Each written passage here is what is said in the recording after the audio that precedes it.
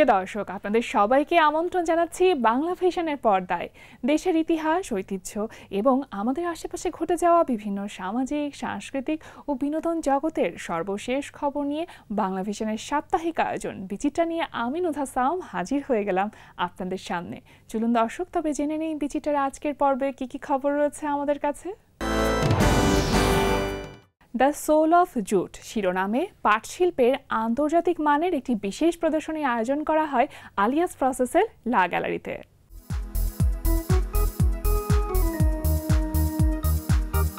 বাংলাদেশের ঐতিহ্যবাহী সোনালী আর্টসকে বিশ্ব দরবারে নতুনভাবে তুলে ধরার লক্ষ্যে 17 নভেম্বর সোমবার সকালে the soul of jute craft culture tourism and innovation শীর্ষক পাট পণ্য প্রদর্শনীর উদ্বোধনী অনুষ্ঠানের আয়োজন করা হয়।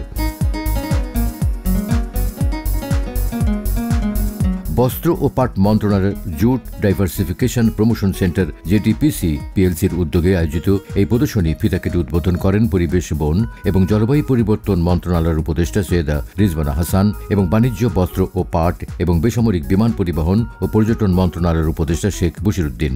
এই পাট শিল্পগুলো আমাদের দেশে অর্থনীতিতে, কর্মসংস্থানে গুরুত্বপূর্ণ ভূমিকা রাখবে, তখন আমরা ঠিক ভিন্ন একটা চিত্র দেখতে পেলাম। এটা হয়তোবা নেতৃত্বের ব্যর্থতা বা দর্শনের ব্যর্থতা। যখন আমি বলি যে অর্থনীতিতে অবদান রাখবে বা কর্মসংস্থানে অবদান রাখবে, আমি তখন পরিবেশের অবদান রাখবে এই কথাটা বলি, কারণ 1970 সালের দিকে পরিবেশটা আসলে কোনো ইস্যু ছিল না। এখন যখন আমরা আবার পাট শিল্পকে ঘুরে দাঁড়ানোর জন্য কাজ করি, তখন আমরা বলি যে যদি ঘুরে দাঁড়ায়, আমাদের অর্থনীতিতে অবদান রাখবে, কর্মসংস্থানে অবদান রাখবে, স্থানীয় শিল্পের বিকাশে অবদান রাখবে এবং আমাদের পরিবেশ রক্ষায় অনন্য অবদান রাখবে। আমার মনে হয় এই ধরনের প্রদর্শনী আমাদেরকে সামগ্রিকভাবে সক্ষম করে গড়ে তুলবে। আমি আশা করি যে আমরা পরিবেশমুখী পাট একটা, যেমন এটা একটা র্যাপিং ম্যাটেরিয়াল, এটা একটা packaging material, at the same time এর যে নান্দনিক সৌন্দর্য তৈরি করা যেতে পারে ডিজাইন ইনোভেশনের মাধ্যমে। সবার জন্য উন্মুক্ত 3 দিনব্যাপী এই প্রদর্শনী শেষ হবে আজ। ভ্রমণ বিষয়ক লেখক হিসেবে অনন্য সাহিত্য পুরস্কার পেয়েছেন ভূপর্যটক মহুয়া রৌফ। সম্প্রতি একটি অনুষ্ঠানে তার হাতে পুরস্কার তুলে দেন অতিথিরা। এই সেদিন আমরা সবাই জ্বলে উঠেছিলাম একই বাক্সে, চমকে উঠেছিলে। আমরা শুনেছিলাম তোমাদের বিভন্ন মুখের আর্তনাদ। আমাদের কি অসীম শক্তি তা তো অনুভব করেছো বারবার। 15 নভেম্বর শনিবার বিকেলে রাজধানী ধানমন্ডির বেঙ্গল শিল্পালয়ে প্রতি বছরের মতো এবারও দেশের শীর্ষস্থানীয় নারীভিত্তিক ম্যাগাজিন পাক্ষিক অনন্যার আয়োজনে অনন্যা সাহিত্য পুরস্কার ও সম্মাননা প্রদানের আয়োজন করা হয়। পাক্ষিক অনন্যা ও দৈনিক ইত্তেফাক সম্পাদক তাসমিমা হোসেনের সভাপতিত্বে অনুষ্ঠানে বক্তব্য প্রদান করেন ডক্টর তানজিনা হোসেন ও কবি পিয়াস মজিদ। তারা মহুয়া রৌফের লেখা দক্ষিণে দুয়ার খোলা ও লাতিনের নাটাই 2 বইয়ের উপর আলোচনা করেন। এটি শুধুমাত্র পুরস্কার নয়, এটি আমার কাছে মনে হয় যে আমার কাজের একটি স্বীকৃতি, হ্যাঁ, এবং যেটি অনন্যার মধ্য দিয়ে হচ্ছে। আমি ভ্রমণ করছি বহুদিন ধরে, আমি পৃথিবীর নানান পরতে পরতে নানান গল্প দেখেছি, মানুষের জীবনযাত্রা দেখেছি, মানুষের জীবন চর্চা দেখেছি, সেই কথাগুলো লেখার চেষ্টা করেছি। আমার কাছে মনে হয়েছে এই গল্পগুলো, পৃথিবীর নানা প্রান্তের গল্পগুলো, যেহেতু আমি তো শুধু বাংলাদেশের নাগরিক নই, আমি তো একজন বিশ্ব নাগরিকও। একজন বিশ্ব নাগরিক হিসাবে আমার অবস্থান আসলে কোথায়, এটি আমি ভ্রমণের মধ্য দিয়ে খুঁজে পাওয়ার চেষ্টা করি, যে একজন নারী হিসাবেই বা আমার অবস্থান কোথায় এই বিশ্ব নারীর জগতের মধ্যে। তো এটি খোঁজার চেষ্টা করি এবং এটি খুঁজতে গিয়ে আসলে আমার লেখক হয়ে ওঠা। এর আগে অনুষ্ঠানে পুরস্কারপ্রাপ্ত লেখকের উপর একটি তথ্যচিত্র প্রদর্শন করা হয়। এবছর অনন্যা সাহিত্য পুরস্কার 1432 পেয়েছেন ভ্রমণ বিষয়ক লেখক ও ভূপর্যটক মহুয়া রৌফ।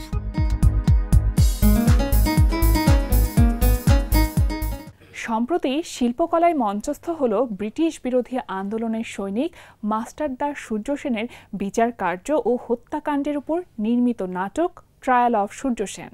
আমি এই মর্মে ঘোষণা করছি, ভারতীয় গণতান্ত্রিক বাহিনীর চট্টগ্রাম শাখায় এই মুহূর্ত থেকে অন্তর্বর্তীকালীন সরকার হিসেবে দায়িত্ব পালন করবে এবং চূড়ান্ত বিজয় অর্জিত না হওয়া পর্যন্ত অবিরাম লড়াই চালিয়ে যাবে।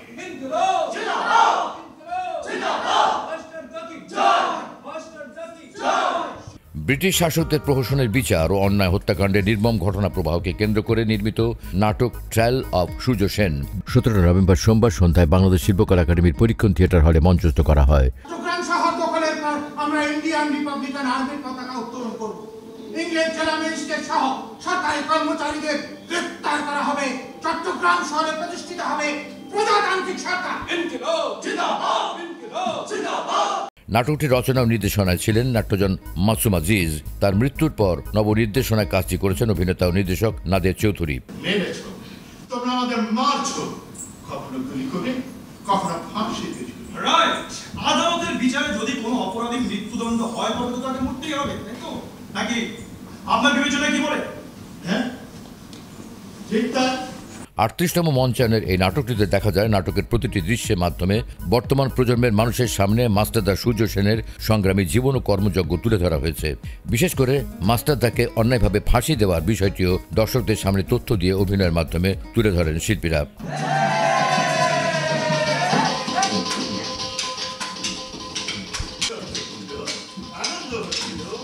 নাটকটি বিভিন্ন চরিত্রে অভিনয় করেছেন নাদের চৌধুরী, মাহবুবা হক, আব্দুল্লাহ রানা, হাসান হেনা, মাহবুবুর রহমান, সাবিয়া জামান, শ্যামল হাসান সহ অনেকেই।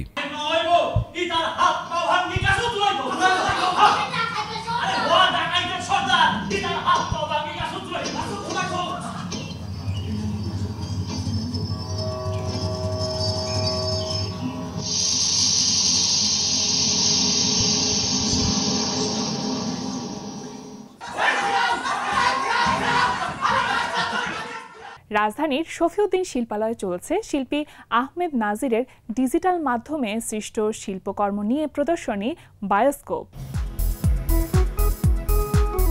ছাপচিত্রের সৃজন কৌশলে স্বকীয় পথের সন্ধানী এক শিল্পী আহমেদ নাজির ফটোশপের আশ্রয় নির্ধারণ করেছেন ছবির বিষয়। পরবর্তীতে সেই ছবিতে স্তরে স্তরে বিন্যস্ত টেক্সচারে যুক্ত হয়েছে রং তুলির আঁচড় মাখা স্ট্রোক। ফলশ্রুতিতে চিত্রকর্মের শরীরে সৃষ্টি হয়েছে নাটকীয় আবহ।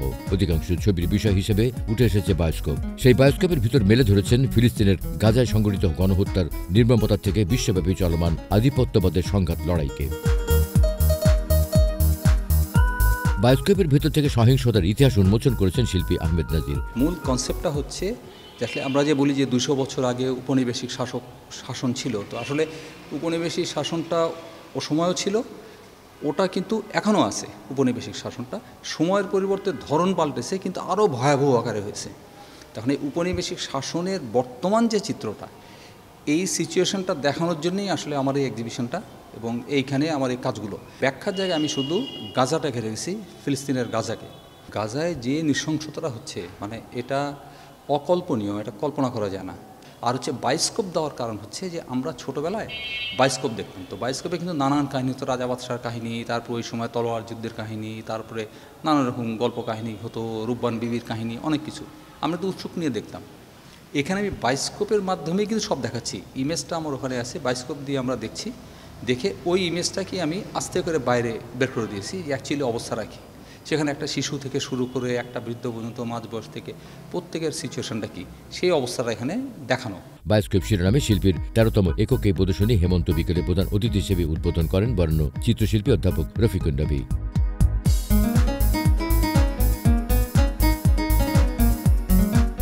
বহুল প্রচলিত বাংলার গ্রামীণ সংস্কৃতির বিভিন্ন বিষয় তুলে ধরে লোকজ সাংস্কৃতিক অনুষ্ঠানের আয়োজন করে সাংস্কৃতিক সংগঠন নন্দশিল্প একাডেমি।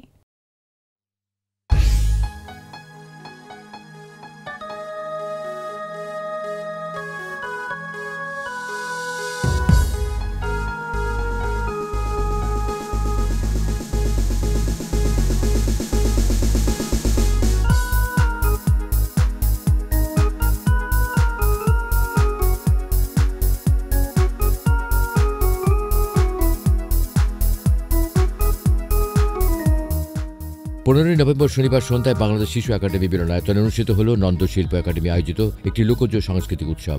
এদেশের যে লোকজ সংস্কৃতি, চিরাচরিত আবহমান গ্রাম বাংলার যে দেশীয় সংস্কৃতি, এই সংস্কৃতির সাথে নতুন প্রজন্মের অনেকটাই যোগাযোগ নেই বললেই চলে। সেই চিন্তা থেকেই মূলত নন্দ শিল্প একাডেমি বাচ্চাদের মাঝে নতুন যে প্রজন্ম আসছে আমাদের মাঝে, এই নতুন প্রজন্মের সাথে এদেশীয় আবহমান গ্রাম বাংলার লোকজ সংস্কৃতির একটা মেলবন্ধন করবার উদ্দেশ্যেই লোকজ সাংস্কৃতিক উৎসব 2025 আয়োজন করেছে। নন্দশিল্প একাডেমির সভাপতি অমিত সরকারের সভাপতিত্বে অনুষ্ঠানে সাংস্কৃতিক অঙ্গনে বরেণ্য ব্যক্তিত্বরা উপস্থিত ছিলেন। এই আয়োজনে বাঙালি লোকশিল্প, গ্রামীণ খেলাধুলা এবং গ্রামীণ জীবনের নানা দৃশ্যাবলী তুলে ধরা হয় বিভিন্ন পরিবেশনার মাধ্যমে।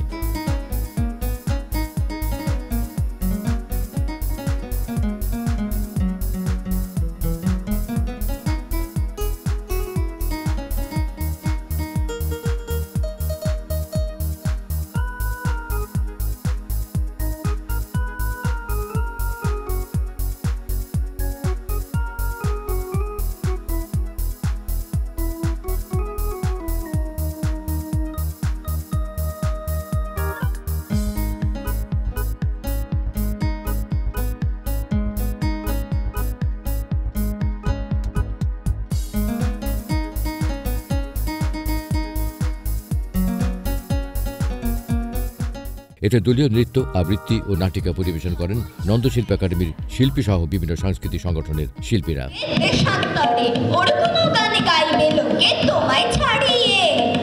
লেখায় বলো, পড়ায় বলো, অজপাড়ায় গ্রামে মেয়েরা বুঝিয়ে পিছিয়ে আছে বুদ্ধি জ্ঞানে গুণে। মেয়েরা হলো ঘরের আলো, মেয়েরা হলো মূল, তোমাদের এই অবহেলার হলাম চক্ষুশূল। শাস্ত্রীয় নাচকে সহজভাবে তুলে ধরবার উদ্দেশ্যে সম্প্রতি এক নৃত্যানুষ্ঠানের আয়োজন করে নৃত্য সংগঠন রানী ডান্স কালেকটিভ।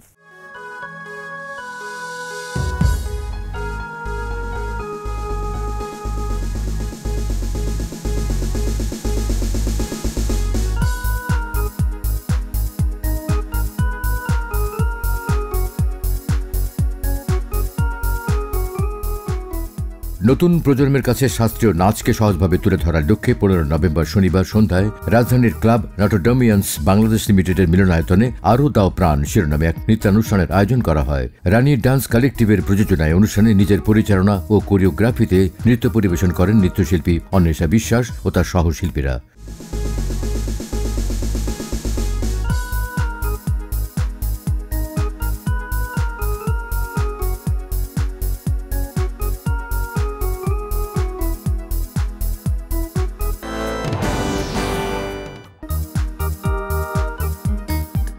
নভেম্বর মঙ্গলবার সকালে আলিয়াস ফ্রসেজ দ্য ঢাকা গুলশান শাখায় কাজী সালাউদ্দিন আহমেদের সিটি অফ মেমোরি শীর্ষক একক মিনিয়েচার চিত্র প্রদর্শনীর উদ্বোধনী অনুষ্ঠানের আয়োজন করা হয়।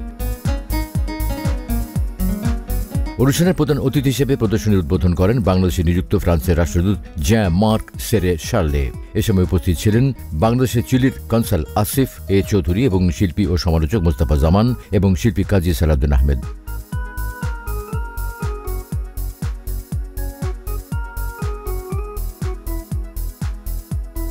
প্রদর্শনীতে শিল্পী প্রায় 100 মিনিয়েচার চিত্রকর্ম প্রদর্শিত হচ্ছে, যা তার সাম্প্রতিক শিল্প ভাবনা ও অভিব্যক্তির স্বতন্ত্র রূপ দর্শনার্থীদের সামনে উন্মোচিত হয়েছে। এছাড়াও শিল্পী কাজী সালাউদ্দিন আহমেদ তার সৃষ্টিতে পুরানো ঢাকার হারিয়ে যেতে থাকা জগৎকে পুনরায় নির্মাণ করেছেন। রঙের সূক্ষ্ম স্তর, ধ্বংসপ্রাপ্ত স্থাপত্য, উপাদানের ইঙ্গিত এবং ক্ষণস্থায়ী মানব প্রকৃতির চিত্রায়নের মধ্যে দিয়ে তিনি তুলে ধরেছেন ক্ষয়ের পাশাপাশি টিকে থাকা পরিচয়বোধ, স্থিতিস্থাপকতা এবং পুরানো ঢাকার অনন্য নিদর্শন। আলিয়াস ফ্রসেজ দ্য ঢাকার গুলশান শাখায় সবার জন্য উন্মুক্ত প্রদর্শনী চলবে 29 নভেম্বর পর্যন্ত।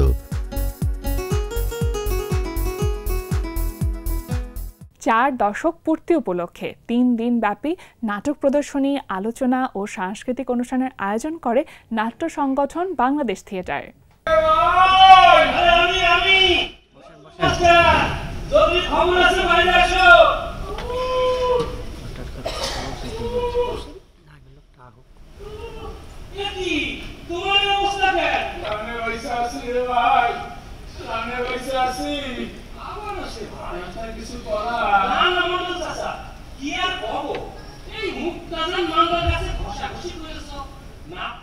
সাংস্কৃতিক অঙ্গনে প্রতিষ্ঠিত সংগঠন বাংলাদেশ থিয়েটার নাট্য চর্চায় সুদীর্ঘ 39 বছর অতিক্রম করে 40-এ পা দিল 14 নভেম্বর। শিল্পের পথচলা 4 দশকের এই শুভ লগ্নকে 3 দিনব্যাপী উৎসবে আনন্দঘন পরিবেশ উদযাপন করে সংগঠনটি।